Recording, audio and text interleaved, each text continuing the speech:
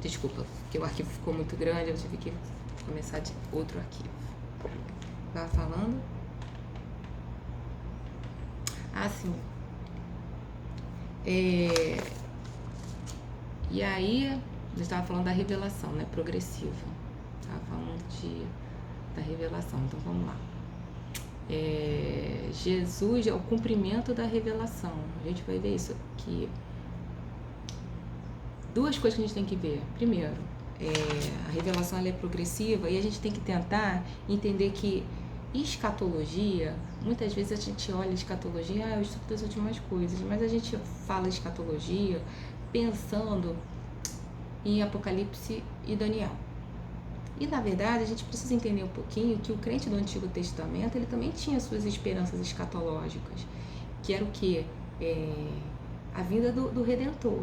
Então o plano de redenção, o cumprimento do plano de redenção era a esperança escatológica do crente do Antigo Testamento. Então, escatologia permeia a Bíblia inteira, do Antigo ao Novo Testamento. Isso é importante a gente ter em mente. Então, esse é um ponto. Outro ponto é entender que a revelação ela é progressiva e se cumpriram em Jesus parcialmente. O que quer dizer isso? Quer dizer que, eu não sei se vocês já ouviram falar da tensão do já e ainda não. Então, o crente do Antigo Testamento tinha esperança escatológica do cumprimento do plano de redenção. Ele tinha esperança do cumprimento de um reino que não teria fim, e que no Novo Testamento esse reino que não teria fim começou a ser chamado por Jesus em reino de Deus, reino de céus. Então, em Jesus, o reino de Deus, o reino dos céus, ele foi inaugurado. Mas existem algumas promessas, algumas profecias que ainda não se cumpriram. Então, essa é a tensão do já e ainda não na teologia. Depois vocês pesquisem sobre isso. Tensão do já e do ainda não. Então, eu fui salvo em Cristo Jesus, meu coração foi transformado, mas meu corpo ainda vai ser ressuscitado, né? Eu vou ser ressuscitado. Então, eu vivo num conflito, numa tensão do já, que eu já sou salvo em Cristo Jesus, meu coração já foi transformado, mas o meu corpo ainda não. A tensão do já ainda não. O reino de Deus, o reino do céu, já foi inaugurado por Jesus, mas não foi consumado. Quando vai ser consumado? Na segunda vinda, novo céu e nova terra, Satanás vai ser destruído e aí vai ser plenamente consumado, certo? Então, a Bíblia permeia, e hoje nosso status, hoje como igreja, a gente vai viver esse conflito do já e do ainda não. Então, fechando esse parênteses, vamos voltar. Então, a revelação ela é progressiva, a revelação Jesus, plano da redenção, Deus foi revelando progressivamente ao homem o que ele tinha em mente. E da semente da mulher viria um que seria descendente de Abraão, um rei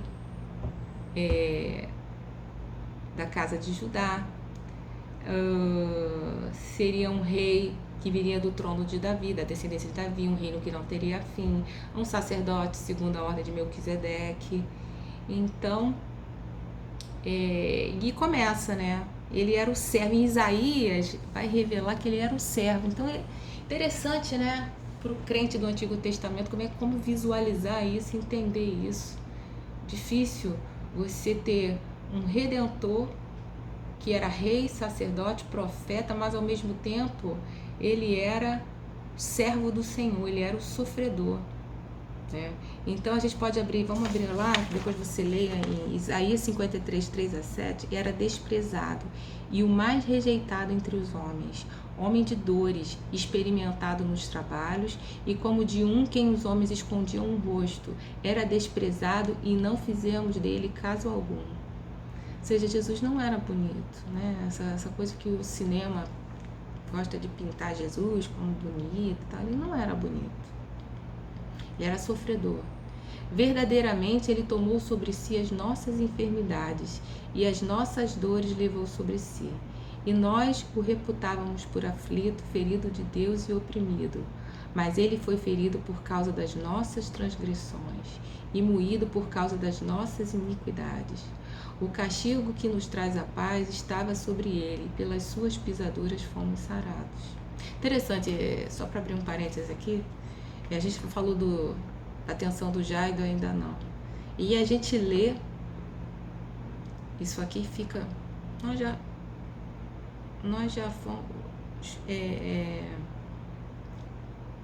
aqui nós fomos sarados, né? O castigo que nos traz a paz estava sobre ele, pelas suas pisaduras nós fomos sarados. Mas eu ainda fico doente. Como é que é isso? Então, esse é um dos conflitos do já e do ainda não. Então, parte já foi cumprida. Então, ele já levou sobre si as nossas enfermidades. Ele já foi moído pelas nossas transgressões. Ele já foi. A gente precisa entender que quando a gente vai estudar sobre a eternidade, o que é a eternidade? Quando a gente, na nossa cabeça, a gente fala sobre a eternidade, a gente fala assim, pensa no para sempre, que vem depois, né? Sem fim. E na verdade, essa é uma visão limitada humana nossa. Porque quando a teologia fala de Deus como eterno, ela está falando que ele é.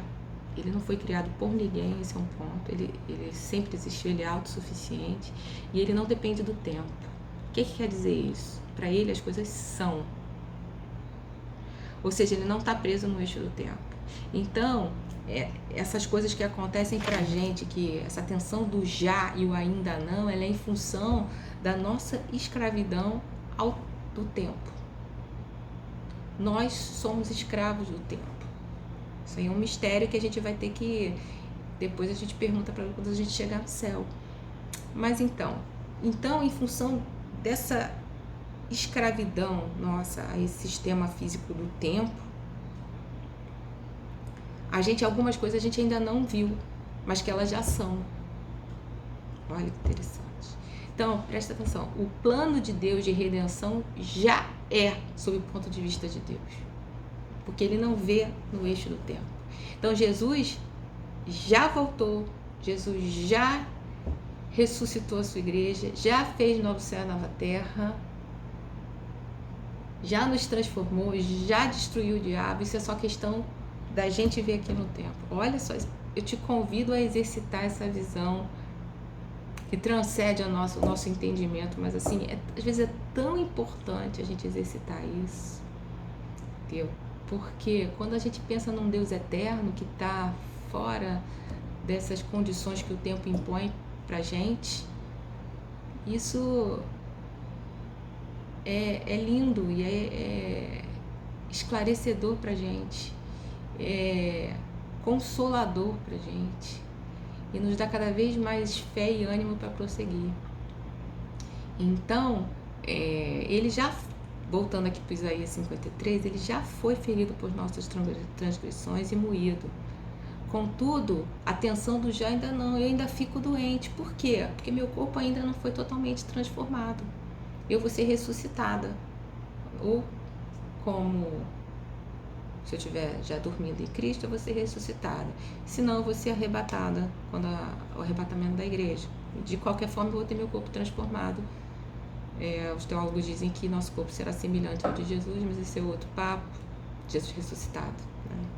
Podia ser tocado, passava pelas paredes, aparecia, enfim, esse é outro estudo aí que a gente deveria ter uma aula para falar sobre isso. Mas enfim, é a tensão do já e do ainda não. Então, a nossa realidade espiritual hoje, nos dias de hoje, ela está permeada com essa tensão do já e do ainda não. Então, vamos lá, continuando sobre a revelação progressiva. Revelação progressiva. Vou repetir, né? Na verdade, eu estou repetindo para você gravar. Eu também, para eu gravar, para você gravar, porque isso nos ajuda na nossa visão de mundo, para nossa lente, quando a gente estudar a profecia do Antigo Testamento. Né? A gente está falando aqui uma visão escatológica do Antigo Testamento. É um panorama de profético do Antigo Testamento. É a visão escatológica do crente do Antigo Testamento, para a gente poder entender. Né? Então, a revelação diz que o nosso Redentor, ele viria da semente da mulher, ia ser um rei, um profeta, um sacerdote e um servo sofredor. E ainda assim ele era o filho do homem, Daniel. Olha, né?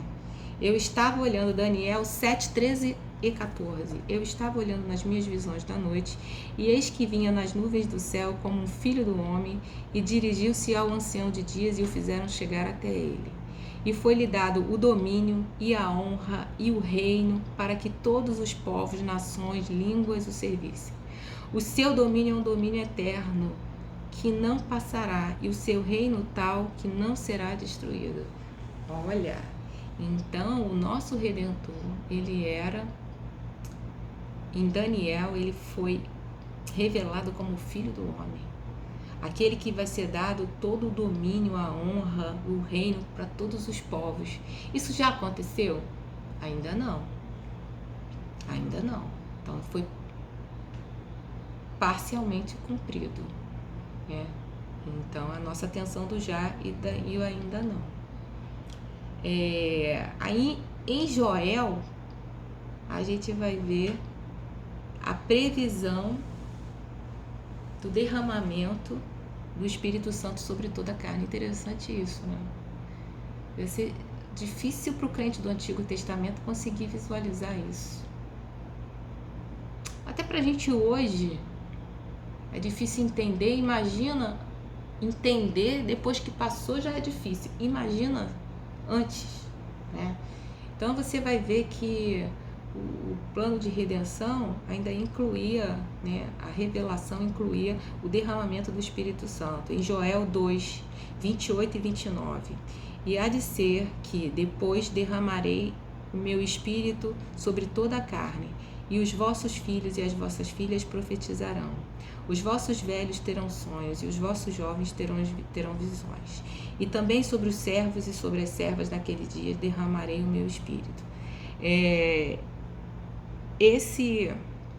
Essa profecia se cumpriu em Atos 2. Depois a gente pode estudar sobre isso. Na verdade, não é muito o escopo da nossa matéria, mas ela se cumpriu em Atos 2. E o derramamento do Espírito Santo, ele foi, aqui fala, né, que também os vossos servos e as vossas servas naquele dia.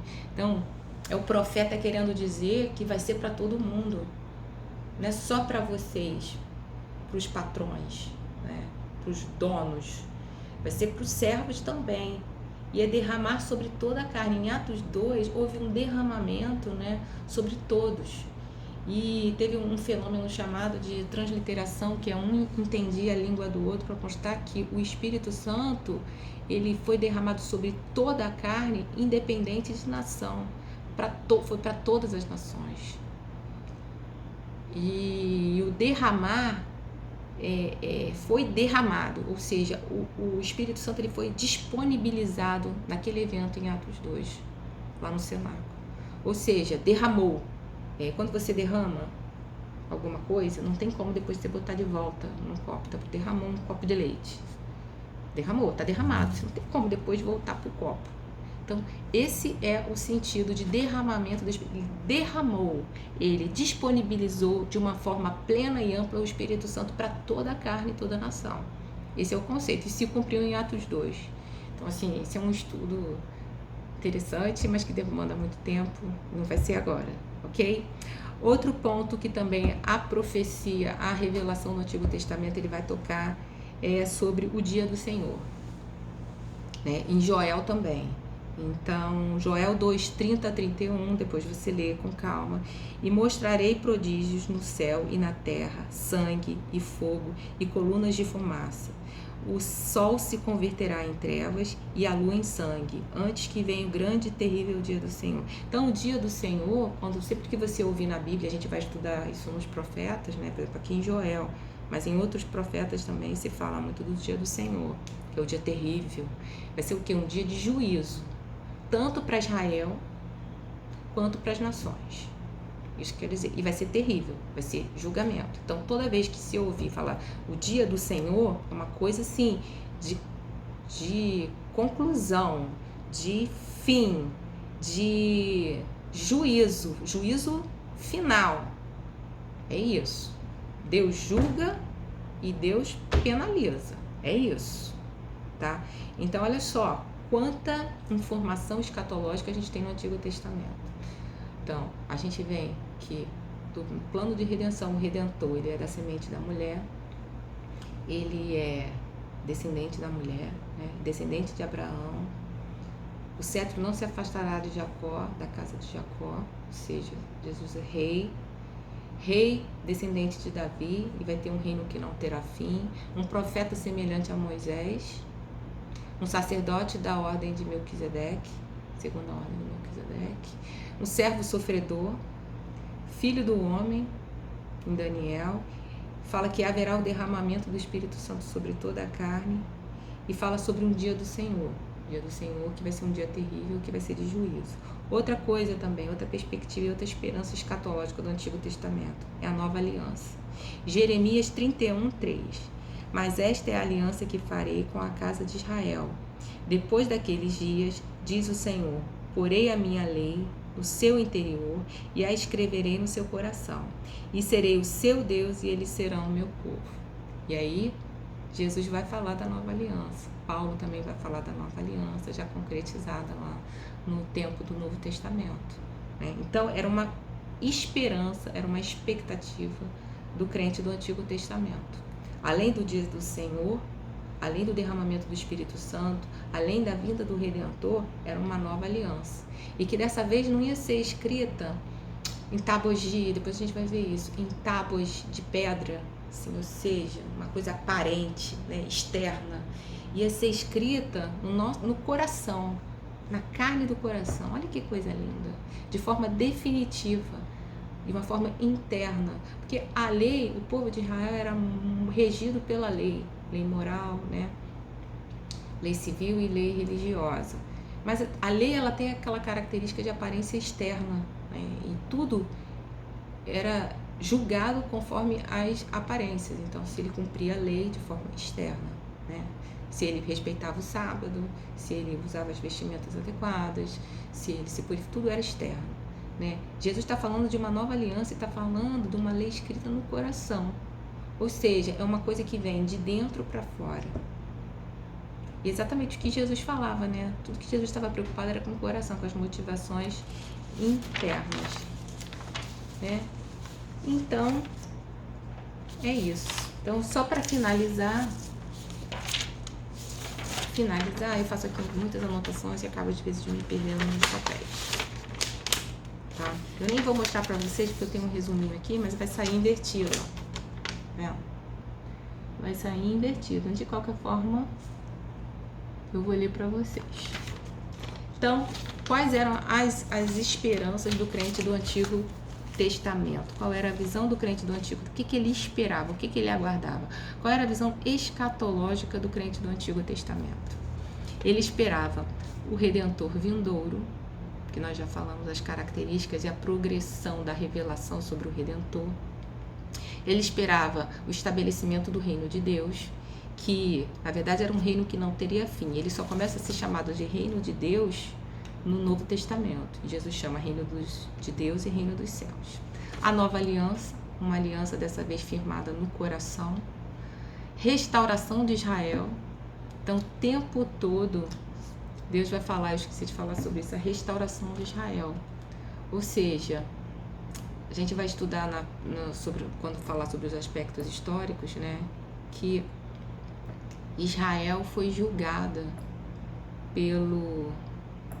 Deus usou, né, o reino assírio e babilônico para julgar e disciplinar Israel. E ainda no Antigo Testamento eles retornaram a Israel, reconstruíram o templo, mas não foi uma restauração total, porque a religião da época lá ainda impregnou o povo. Então não foi uma restauração total. E aí a esperança desse crente do povo de Israel, né, do Antigo Testamento nessa época era que seria a restauração de Israel para uma coisa mais longe, um futuro mais longe, não seria mais ali. Então essa é uma esperança do crente do Antigo Testamento, a restauração plena de Israel. E aí é outra polêmica, né? Porque é o Israel nação ou Israel povo de Deus, onde nós, a igreja, estamos inseridos? Só para levantar um questionamento. Depois a gente volta a falar sobre isso, né? O dia do Senhor é outra expectativa. E os novos céus e a nova terra. Então, assim, a nova expectativa. Então, eles esperavam o dia do Senhor, que é o dia do juízo, o dia em que Deus ia julgar e disciplinar e penalizar Israel e as nações, né? E fazer um novo céu e a nova terra. E aí, outra polêmica também, eu não vou falar agora, mas será que o novo céu e a nova terra é novo de renovado ou novo de criado de novo? Ou seja, Deus vai usar esse céu e essa terra e vai renovar, como vai transformar os nossos corpos, né? Nós seremos transformados num abrir e fechar de olhos. Ou Deus vai aniquilar o céu e a terra e criar de novo? Esse é um outro questionamento. E aí eu deixo para vocês também pensarem, porque a gente pode estudar mais tarde. A gente vai ter um momento sobre estudo dos últimos dias, ou seja, as profecias que ainda não se cumpriram, conclusão do plano de redenção, a conclusão do ainda não, né? A gente está na atenção do já e do ainda não, a conclusão do ainda não, o que falta? A gente vai falar sobre isso também em algumas aulas, tá bom? Eu espero que vocês tenham gostado. Eu deixei registrado isso porque é importante até para mim, para eu estudar, para ajudar vocês e para mim também, que é bom para eu ajudar. Então, toda vez que eu preparo um conteúdo, é importante eu deixar isso registrado para não perder. Então, a ideia é que eu comece a registrar esses conteúdos, tá bom? Obrigada para vocês. Beijo.